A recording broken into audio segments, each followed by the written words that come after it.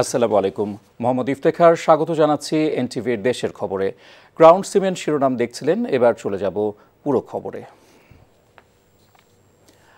বিগত ১৫ বছর এবং জুলাই গণ অভ্যুত্থানে নিহত ও আহতদের কাঙ্ক্ষিত বাংলাদেশ গড়ে তুলতে পারলেই সবার প্রত্যাশা পূরণ সম্ভব বলে মনে করেন বিএনপির ভারপ্রাপ্ত চেয়ারম্যান তারেক রহমান।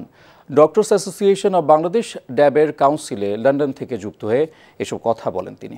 তারেক রহমান বলেন, দলের ভেতরে ও দেশে গণতন্ত্রের ভিতকে মজবুত করে দায়বদ্ধতা সৃষ্টি করতে হবে। হাসান মাহমুদের রিপোর্ট। দীর্ঘ ৭ বছর পর ড্যাবের কাউন্সিল ও নির্বাচন উপলক্ষে এই আনন্দমুখর পরিবেশ। কাউন্সিলে লন্ডন থেকে যুক্ত হয়ে বিএনপির ভারপ্রাপ্ত চেয়ারম্যান তারেক রহমান বিগত ১৫ বছরের ফ্যাসিবাদী শাসনে আহতদের যে সেবা চিকিৎসকরা দিয়েছেন সেজন্য তাদের প্রতি কৃতজ্ঞতা জানান। বলেন, গত বছরের ৫ আগস্ট মানুষ দমবন্ধ অবস্থা থেকে মুক্তি পেয়েছে। এখন সবার প্রয়োজন দায়বদ্ধতা সৃষ্টির মধ্য দিয়ে আহত নিহতদের কাঙ্ক্ষিত বাংলাদেশ গড়ে তোলা।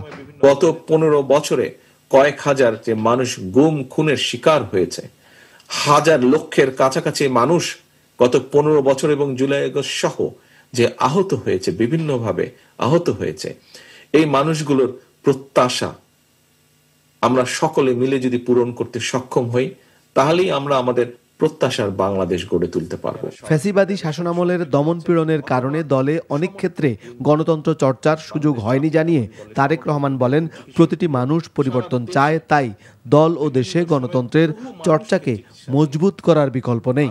যেই দলগুলো, রাজনৈতিক দলগুলো গণতন্ত্রের কথা বলে কিন্তু নিজেদের ভিতরেই প্র্যাকটিস করে না, তারা কেমন করে গণতন্ত্র প্রতিষ্ঠিত করবে?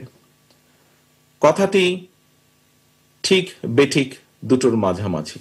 গণতন্ত্রের ভিতকে ধীরে ধীরে আমাদেরকে মজবুত করে গড়ে তুলতে হবে। সেটি স্থানীয় সরকার পর্যায় থেকে শুরু করে জাতীয় পর্যায় পর্যন্ত, এবং অবশ্যই দলের ভেতরে সকল পর্যায়ে, সকল ইউনিট পর্যায়ে পর্যায়ক্রমিকভাবে আমাদেরকে চেষ্টা করে গড়ে তুলতে হবে। এ সময় বিএনপি মহাসচিব বলেন, ভোটাধিকারের পাশাপাশি মানুষের মৌলিক চাহিদাও পূরণ করতে হবে।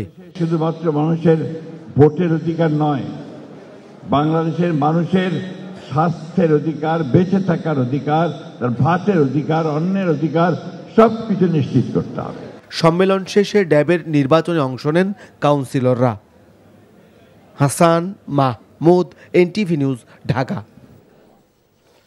প্রধান নির্বাচন কমিশনার এএমএম নাসির উদ্দিন বলেছেন, নির্বাচন ব্যবস্থার উপর মানুষের আস্থা নষ্ট হয়েছে। মানুষকে ভোট কেন্দ্রে নিয়ে আসা এখন বড় চ্যালেঞ্জ। সকালে রংপুর আঞ্চলিক নির্বাচন কার্যালয়ে আগামী জাতীয় নির্বাচন সংক্রান্ত মত বিনিময় সভায় তিনি কথা বলেন। নির্বাচন কমিশন এবারে নির্বাচনে কারো পক্ষে বিপক্ষে কাজ করবে না বলে জানান সিইসি। কৃত্রিম বুদ্ধিমত্তা এআই এর মাধ্যমে সোশ্যাল মিডিয়ায় বিভ্রান্তি ছড়ানো হচ্ছে উল্লেখ করে এই অপচেষ্টা মোকাবেলা করার চেষ্টা করা হচ্ছে বলে মন্তব্য করেন তিনি। আগামী ত্রয়োদশ জাতীয় নির্বাচন স্বচ্ছতার জন্য সর্বোচ্চ চেষ্টা করা হচ্ছে বলেও জানান নাসির উদ্দিন।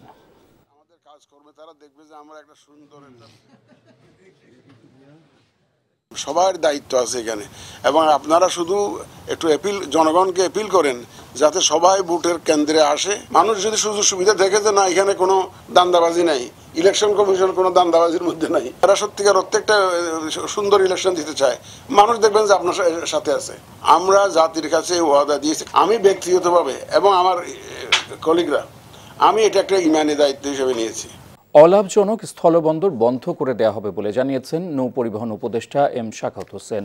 দুপুরে হিলি স্থলবন্দরে ব্যবসায়ীদের সাথে মতবিনিময় সভায় তিনি এসব কথা বলেন। এছাড়াও যেসব স্থলবন্দর দিয়ে সরকার কোনো রাজস্ব পায় না, সেই সব স্থলবন্দর বন্ধ করে দেওয়ার কথাও জানান উপদেষ্টা। ইতোমধ্যে 4টি স্থলবন্দর বন্ধ করা হয়েছে। নৌ পরিবহন উপদেষ্টা বলেন, বিভিন্ন স্থলবন্দরগুলো প্রাইভেট সেক্টরে দেওয়ার চিন্তাভাবনা করছে সরকার। ভোলা বিসিক শিল্পনগরের অভ্যন্তরীণ রাস্তার নাজুক অবস্থা আর বহিরাগত যানবাহন প্রবেশ করায় ক্ষতির মুখে নগরীর ক্ষুদ্র ব্যবসায়ীরা। একই সাথে নিরাপত্তাহীনতায় ভুগছেন তারা। ভোলা থেকে আফজাল হোসেনের পাঠানো রিপোর্ট। দ্বীপ জেলা ভোলায় বড় কোনো শিল্প প্রতিষ্ঠান না থাকায় ক্ষুদ্র ক্ষুদ্র শিল্প গড়ে উঠেছে বিসিক শিল্পনগরীতে। তবে নগরীর অভ্যন্তরীণ রাস্তা ব্যবহারের অনুপযোগী হওয়ায় ক্ষতির মুখে পড়তে হচ্ছে ক্ষুদ্র উদ্যোক্তাদের।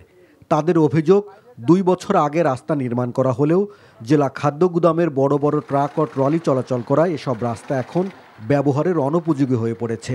এখানে একটা গাড়ি আমরা আনতে আমাদের অতিরিক্ত পরিবহন ব্যয় হয়। এই ট্রাকগুলো বন্ধ করা এবং বহিরাগত গাড়িগুলো বন্ধ করার জন্য জোর দাবি জানাচ্ছি। বিসিক শিল্পনগরীর কর্মকর্তারা বলছেন, এই রাস্তাগুলো ক্ষুদ্র ব্যবসায়ীদের ছোট ছোট যানবাহন চলাচলের জন্য তৈরি করা হয়েছিল, কিন্তু ভারী যানবাহন চলাচল করায় রাস্তাগুলোর বেহাল দশা। এই বিষয়গুলো জেলা প্রশাসক স্যার সহ মানে যারা আছেন এখানে দায়িত্বরত এবং জেলা খাদ্য গুদাম, জেলা খাদ্য অফিসার সহ তাদেরকে অবহিত করেছি। আমি কিন্তু সেক্ষেত্রে আমরা আশানুরূপ কোনো সমাধান এটাকে এখান থেকে পাইনি। ইতিমধ্যে আমরা একটি স্থায়ী জেটিঘাট নির্মাণের জন্য কমিটি গঠন করা হয়েছে এবং স্থান নির্বাচন করা হয়েছে। সেই স্থানটা সরকারি প্রতিষ্ঠানের হয়, সেই প্রতিষ্ঠানের অনাপত্তি আছে কিনা এই মর্মে একটা চিঠি প্রদান করা হবে খুব দ্রুতই, এবং পরবর্তীতে ঘাট নির্মাণের জন্য যে পরবর্তী কার্যক্রমগুলো আছে আমরা অতি দ্রুতই সম্পন্ন করব। দ্রুত বিসিক থেকে খাদ্য গুদামের জাহাজ অন্যত্র সরিয়ে নিয়ে ক্ষুদ্র ব্যবসায়ীদের নির্বিঘ্নে ব্যবসা পরিচালনার সুযোগ দেয়া না হলে উৎসাহ হারিয়ে ফেলবে ক্ষুদ্র উদ্যোক্তারা। NTV news desk. স্বাস্থ্য খাতের সিন্ডিকেট ভেঙে দেয়া ও বরিশাল শেরেবাংলা মেডিকেল কলেজ হাসপাতালের চিকিৎসা সেবা আধুনিকায়ন সহ 3 দফা দাবিতে ঢাকা বরিশাল মহাসড়ক অবরোধ করে বিক্ষোভ করেছে ছাত্র জনতা। বেলা 11টায় নগরীর নথুল্লাবাদ বাস টার্মিনালের সামনের সড়কে অবস্থান নেয় আন্দোলনকারীরা। ফলে রাজধানীর সাথে বরিশাল সহ দক্ষিণাঞ্চলের 6 জেলার যান চলাচল বন্ধ হয়ে যায়। সড়ক বন্ধ থাকায় উভয় পাশে আটকা পড়ে যানবাহন। প্রশাসনের আশ্বাসে 6 ঘন্টা পর যান চলাচল শুরু হয়। নাটোরের 2টি সহ দেশের 14টি উপজেলা মিনি স্টেডিয়ামের উদ্বোধন করেছেন যুব ও ক্রীড়া মন্ত্রণালয়ের উপদেষ্টা আসিফ মাহমুদ সজীব ভুঁইয়া। দুপুরে নাটোর শহরের ঐতিহ্যবাহী কানাইখালী স্টেডিয়াম উদ্বোধনের সাথে একযোগে ভার্চুয়ালি আরও 13টি স্টেডিয়ামের উদ্বোধন ঘোষণা করেন তিনি। পরে জেলা পরিষদ অডিটোরিয়ামে এক আলোচনা সভায় উপদেষ্টা আসিফ মাহমুদ সজীব ভুঁইয়া বলেন, বিশ্বের সাথে তাল মিলিয়ে চলার জন্য প্রযুক্তি নির্ভর কার্যক্রম হাতে নেওয়া হয়েছে। আগামী নির্বাচন বিএনপির জন্য অগ্নি পরীক্ষা বলে মন্তব্য করেছেন বিএনপির স্থায়ী কমিটির সদস্য মেজর অবসরপ্রাপ্ত হাফিজ উদ্দিন আহমেদ। দুপুরে খুলনা প্রেস ক্লাবে জাতীয়তাবাদী মুক্তিযোদ্ধা দল খুলনা মহানগর ও জেলা শাখার উদ্যোগে ৭১-এর মহান মুক্তিযুদ্ধ ও গণতন্ত্র প্রতিষ্ঠায় শহীদ জিয়া শীর্ষক আলোচনা সভায় তিনি এ কথা বলেন। জামাত ইসলামীর সমালোচনা করে মেজর হাফিজ বলেন, দলটি পিআর পদ্ধতি সহ নানা ধরনের দাবি দাওয়া পেশ করে নির্বাচন বিলম্বিত করতে চাইছে। পাহাড়িদের আদিবাসী স্বীকৃতি দাবির অন্তরালে দেশ বিরোধী ষড়যন্ত্রের প্রতিবাদে মানববন্ধন হয়েছে চট্টগ্রামে। সকালে চট্টগ্রাম প্রেস ক্লাবের সামনে বৈষম্য বিরোধী সাধারণ শিক্ষার্থীরা এ মানববন্ধনের আয়োজন করে। বক্তারা অভিযোগ করেন, পার্বত্য চট্টগ্রামে বসবাসকারী বিভিন্ন উপজাতিরা 1997 সালের শান্তি চুক্তিতে নিজেদের উপজাতি হিসেবে দাবি করলেও 2007 সালে ইউএন ডিক্লারেশনের পর থেকে এই উপজাতিরাই দেশীয় ও আন্তর্জাতিক ষড়যন্ত্রের অংশ হিসেবে আবার নতুন করে নিজেদের আদিবাসী হিসেবে দাবি করছে।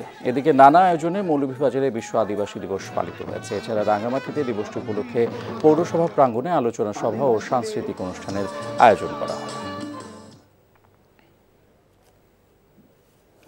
আগামীতে ক্ষমতায় যে যারাই ফ্যাসিস্ট ও স্বৈরাচারী আচরণ করবে তাদের পরিণতিও শেখ হাসিনার মতোই হবে বলে মন্তব্য করেছেন বিএফইউজের ভারপ্রাপ্ত সভাপতি ওবায়দুর রহমান শাহীন।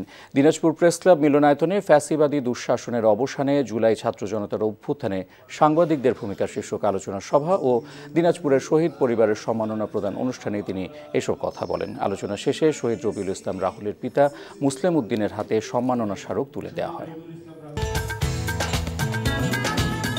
আর এই ছিল দেশের খবর। এই খবরের ভিডিও সহ আপডেট জানতে ভিজিট করুন এনটিভি অনলাইন www.ntvbd.com। এছাড়াও এনটিভির জনপ্রিয় সব অনুষ্ঠান ও খবরের আপডেট জানতে ভিজিট করুন আমাদের ইউটিউব ও ভেরিফাইড ফেসবুক পেজ। 6টায় ইভিনিং নিউজ দেখার আমন্ত্রণ রইল। ধন্যবাদ সবাইকে।